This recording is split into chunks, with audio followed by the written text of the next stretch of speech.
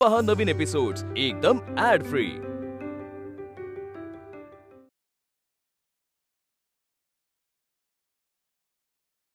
गरीब आणि असहाय्य बांधवांची सेवा करणे हे आपलं आद्य कर्तव्य आहे। आपण तोवर मोठे होत नाही जोवर सामाजिक दृष्ट्या लहान असलेल्या लोकांना आपण आपल्या बरोबरीनं उभं करत नाही। चला ताई, आता मी जाते। कुठे जाल? बाहेर समदे असतील, त्यांनी परत काय केलं म्हणजे? असली तर असू देत, जास्तीत जास्त काय करतील? माझा जीव घेतील ना व?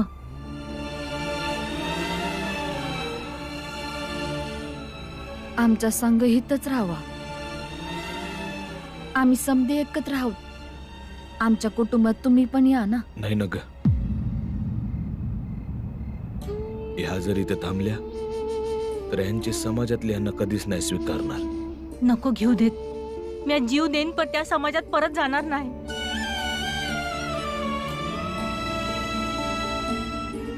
ठीक आहे, मग तुम्ही आमच्या सोबत थांबा। जेवढं आमच्यानं होईल तेवढं आम्ही समद मिळून करू तुमच्यासाठी।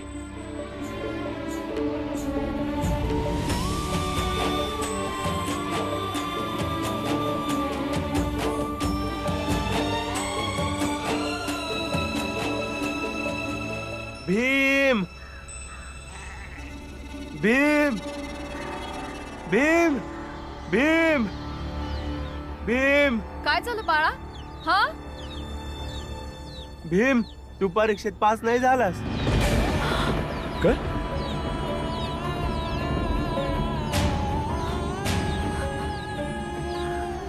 बघितलं का तुम्ही समन्यांनी?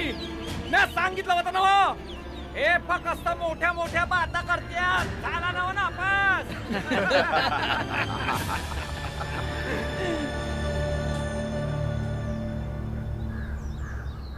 उलट तो पहिला आलाय। पहिला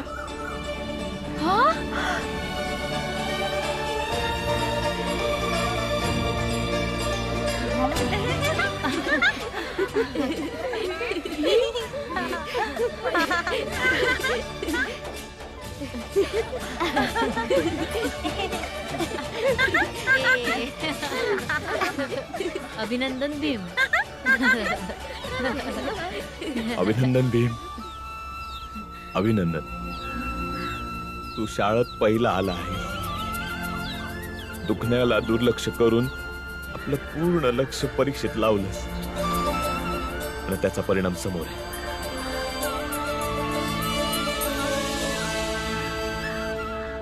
अभिनंदन भीम।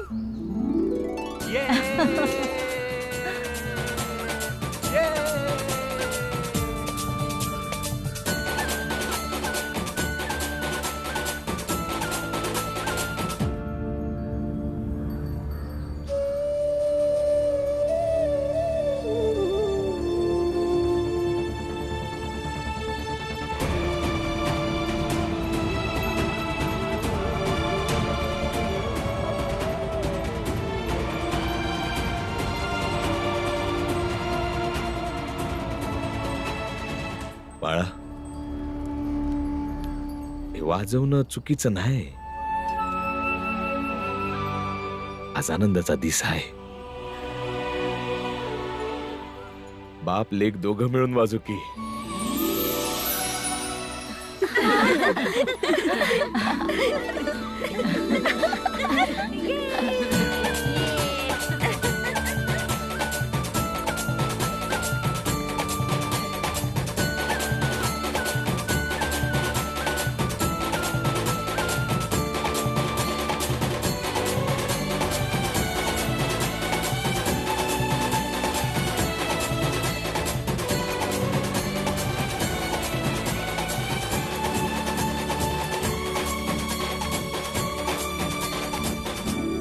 खूप खूप अभिनंदन। धन्यवाद गुरुजी। धन्यवाद गुरुजी, तुम्ही माझ्या पोरावर एवढं लक्ष देत आहे। तुमचा मुलगा आहेच एवढा गुणी। भीमराव, तू जे केलंयस ना ते अविश्वसनीय, असं कधीच झालं नाही की एखाद्या विद्यार्थ्याने अत्यंत जखमी अवस्थेत परीक्षा दिली असेल आणि परीक्षेत पहिला आला. मी या घटनेला नेहमी लक्षात ठेवेन.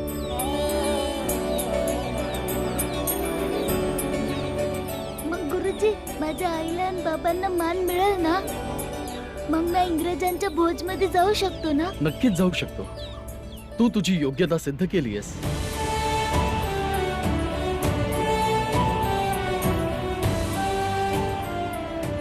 आणि हो रामजी, मी हे देखील सांगण्यासाठी आलो आहे की उद्या भोजला जाण्याआधी मुख्याध्यापकांकडून पत्र नक्की घे, ज्यात हे नमूद केलं असेल की तुम्ही दोघच भीमरावचे आई वडील आहात. वय पण गुरुजी, हेच तर माझे आई वडील आहेत. मग यात लिहून काय घ्यायचं? पर कंपनी सरकारला कसं काय समजल की आम्ही तुझा आई बाप आहे ते? त्यांना काही ना काही पुरावा द्यावाच लागेल. हो, आणि भीमराव, उद्या संध्याकाळी तुला तिथे काही बोलावंही लागेल. त्यामुळे त्याची देखील तयारी कर, समजलं? चला, येतो मी. गुरुजी, काल तुम्ही शाळेत का नाही आलात? तर मग सांगा, तुम्ही भीमरावचे कोण लागतात? मामा आहात की काका आहात? आखाडा नाहीये, शाळा आहे ही. मी तुम्हा दोघांना शाळेतून एका आठवड्यासाठी बडतर्फ करतो. माझं थोडं काम होतं. तुम्ही आता उद्या संध्याकाळची तयारी करा, ठीक आहे?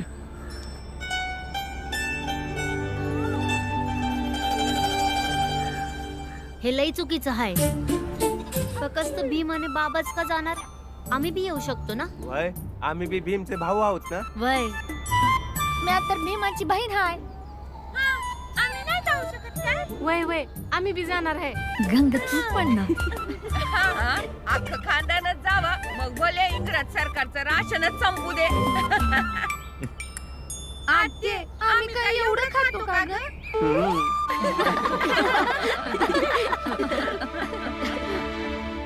मला उशीर होतोय, आता कामावर जातो. चौथाची काळजी घे. होय बाबा.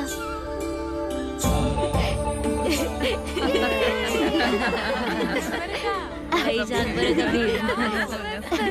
भीम अभिनंदन. अभिनंदन भीम.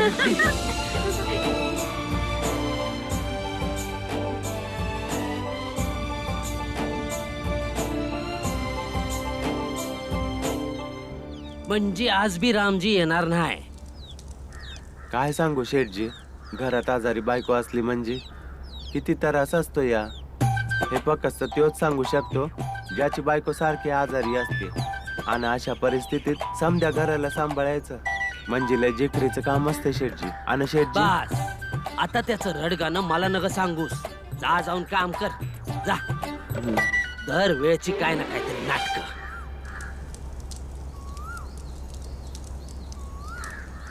शेठजी, हे घ्या, रसगुल्ले खा.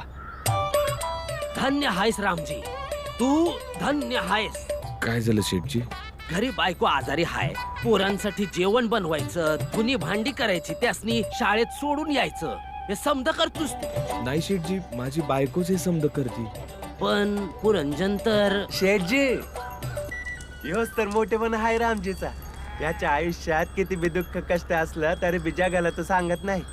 नाहीतर शेठजी, तुमच्यासारखी माणसं हसतील आणि हेच म्हणतील ना की बायको आजारी हाय तर हाय, पर काय बी झालं तरी समधी काम तिलाच करावे लागतील. काय बोलतोस तू पुरंजन? अरे आता शेठजींपासून काय लपवायचं? शेठजींना सगळं काय माहित आहे की तू खरंच लय चांगला आहेस. तुझी समधी काम लय चोख असतात.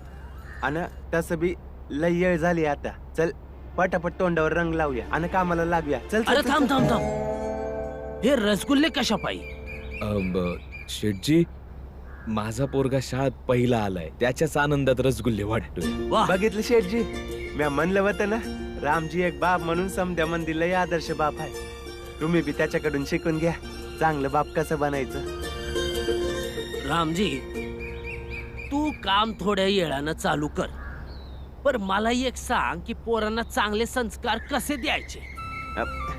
शेठजी, आता म्या काय सांगू तुम्हाला? अरे सांग, सांगायचं नसेल तर जा निघून. अरे सांगून टाक ना रामजी. शेठजी एवढ्या प्रेमानं विचारताय, सांग ना. लय सोपं आहे शेठजी. आई बापाला बी पोरांसोबत जगावं लागतं. त्यांना वाईट संगतीपासून बी वाचवावं लागतं आणि त्यांना थोडी मोकळी बी द्यावी लागते की ज्यामुळे त्यांना स्वातंत्र्य मिळेल. त्या स्वातंत्र्यात ते स्वतःला शोधू शकतील. त्यांच्या मनामध्ये सपनाचं बीज पेरावं लागतं. सकाळ संध्याकाळ त्यांना समजावं लागतं की त्यांच्या सपनांच्या शेतीसाठी लय मेहनत घ्यावी लागते.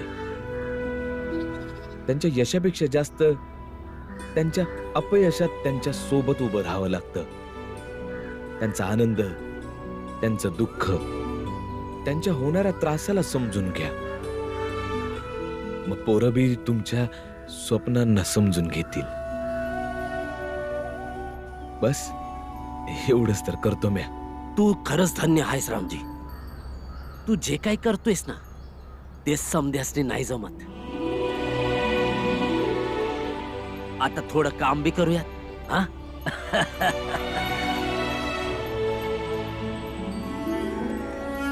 तुझं लई कौतुक झालं पाहिजे भीम.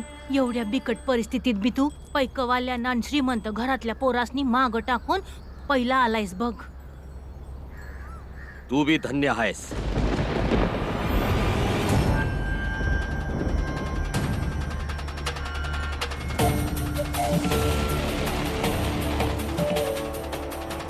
असं का करायलीस तू? म्या काय केलंय म्या? ज्यांच्या घरांच्या भिंतीला स्पर्श झाल्यावर आपल्याला आंघोळ करावी लागती. अरे ज्यांचं तोंड बघितल्यावर पण आपला दिस खराब जातो. तू त्यांच्या घरात राहते आहेस.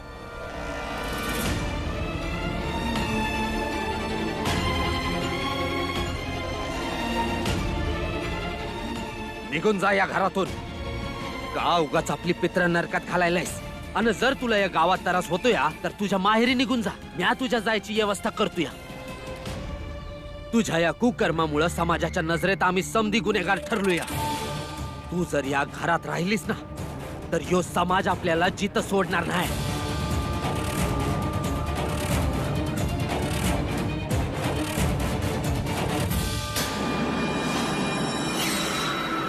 फक्त एकदा ही बाई त्या घरात बाहेर तरी येऊ दे. जीवच घेतो की नाही बघ तिचा. पुढे जो बी कटला चालायचा बघून घेऊ. छी छी छी छी छी. चांडाळासारखं वागणं हाय र हिचं. आपल्या समाजासाठी लय मोठा धोका हाय ही बाई. तुम्ही बघालच हिचं हे असं वागणं बघून समाजातल्या बाकीच्या बायकांची डोसकी बी फिरतील. मला विचाराल तर हिचं जीव घेणंच बरं होईल. अगदी बरोबर बोलतोय तू. जिवंत राहून करणार काय ती? सर्वात आधी तर कुळाची मर्यादा ओलांडली, मग स्वतः चारित्र्यहीन झाली. आता यांच्या घरात शिरून धर्म बुडवायला निघालीये. बाई नाही, कुलघातकी आहे ही. थोडा विचार कर. तुझा नवरा, तुझे सासू सासरे आणि तुझी पोरं समध्यासनी समाजातून बाहेर काढतील. पती धर्म, सून धर्म, माता धर्म. जर तू हे समधी धर्म नाही पाळलेस मग काय फायदा तुझ्या या पूजा पाठचा जे तू आमच्यासाठी करत होते. आता तरी लोक तुला कुलटा आणि चरित्रहीन म्हणत आहेत. पर तुझ्यामुळं जेव्हा आमचा सर्वनाश होईल नव तेव्हा तुला कुलनाशनी बी म्हणतील. जेव्हा एक बाई कुलनाशनी होते तेव्हा तिचा धर्म बी भ्रष्ट होतो या आणि तिला नरकात बी जागा मिळत नाही.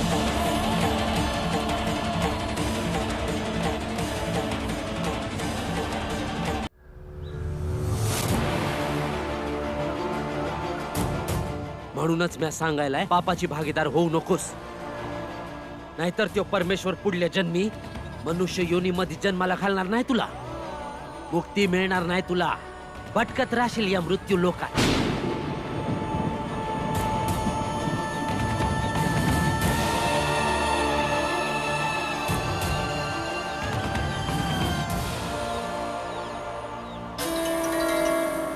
अरे बाबा काय झालं? ऐकत नाही का बाई? नाही. अहो कसली निर्लज्ज बाई आहे ही. एक तर एवढं मोठं पाप केलं हिनं, तरी बी तिचा नवरा तिला समजून सोबत घेऊन जायला आलाय.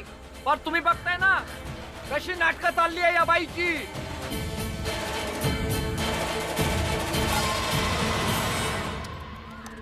नवरा बिचारा हिला समजावण्याचा एवढा प्रयत्न करतोय, पर ही एवढं समज होऊन सुद्धा त्यालाच तोंड घशी पाडायला बघते.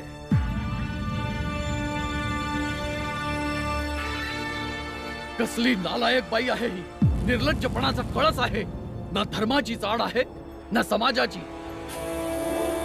अजून किती खालच्या थराला जाणार आहेस? आणि जाऊन अशा ठिकाणी बसली आहे की जिथं कोणी जाऊ पण शकत नाही.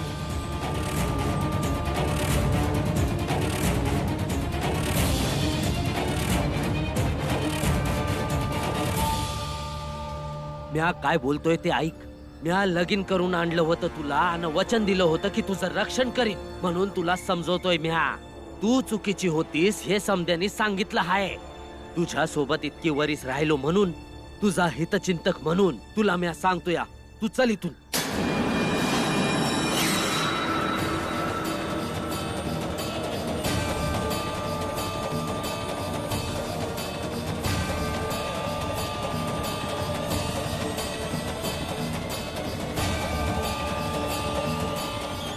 चल रामजी, आजचा दिवस कसा तरी गेला. आता जाऊया घरला. रंजन भाऊ, थोडं पैक उसणं हवं होतं. भीमशाळात पहिला आलाय तर कंपनी सरकारनं भोजला बोलवलं होतं म्हणून. उद्या सांच्याला भोजला निघायचंय, तर मग चांगलं कापड पाहिजे ना. विचार करतोय की बायकोसाठी, भीमासाठी आणि सौतासाठी एक जोड कापड घ्यावी. एवढं पैक तर नाही रामजी, पर जर असतं तर नक्कीच दिलं असतं. आणि तुला तर माहितच आहे आपण दोघं बिकांच्या परिस्थितीतून जातोय. तेच तर, माझ्याकडे बी पैक नाहीत. विचार करत होतो तुझ्याकडनं थोडं उसनं पैक घेईन आणि पगार झाल्यावर लागोलाग परत करीन. समजतच नाही काय करू. रामजी, एक काम करूया, शेटजींकडनं उसनं घेऊया. जेव्हा पगार मिळेल तेव्हा परत देऊया. पर शेटजी देतील का नाही देणार?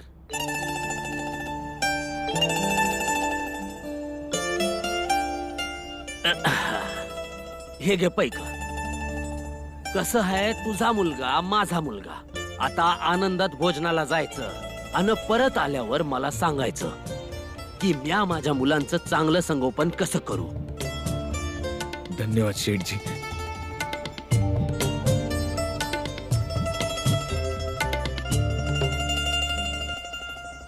विचार कसला करतेस? चल ये बाहेर.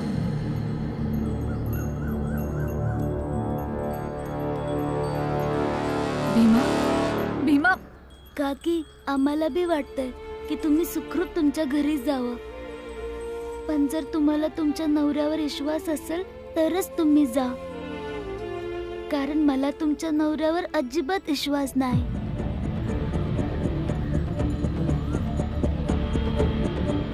काय मूर्खासारखं बोलायलास भीमराव?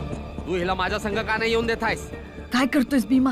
चल चल माझ्या संघात. काल तुम्ही काय म्हणला होता की म्या मेली तरी माझं तोंड बघाया नाही येणार. आणि आज अचानक माझं हितचिंतक झालात वय. किती वर्ष एकत्र होतो त्याची आठवण करून द्यायला आलात.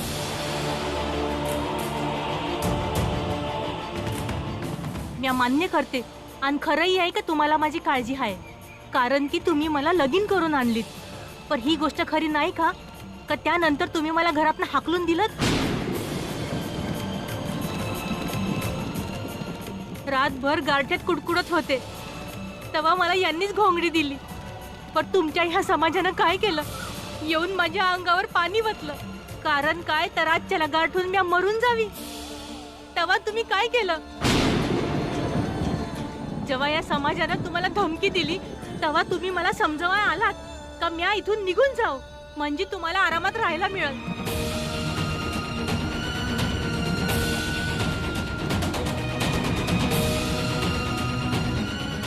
पत्नी धर्माच्या गोष्टी करताय. चला, मी तुमची ही बी गोष्ट मान्य करते, पर असं नाही. मला इथं राहायला जागा दिली त्या अर्थानं हे माझं माहेरच झालं ना.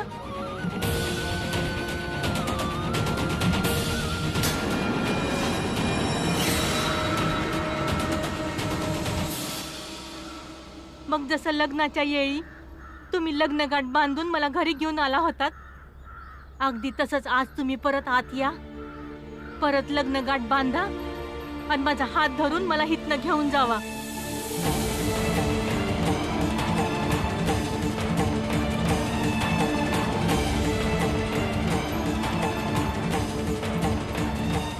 जसा तवा कधीच विचार केला नव्हता का तुम्ही मला शोधणार नाही, तसा आता बी नाही करणार.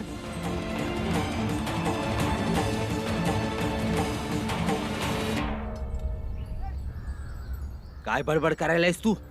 म्या अशा लोकांच्या घरी पाय ठेवायचं वय? अशा घरात येऊन म्या आपला धर्म भ्रष्ट नाही करणार.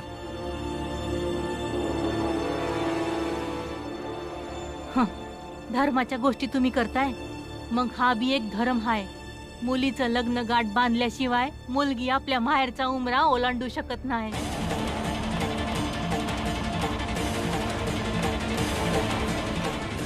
त्यांच्या सोबत राहून राहून तुझी जीभ लय चुरचुरू चालायला लागली.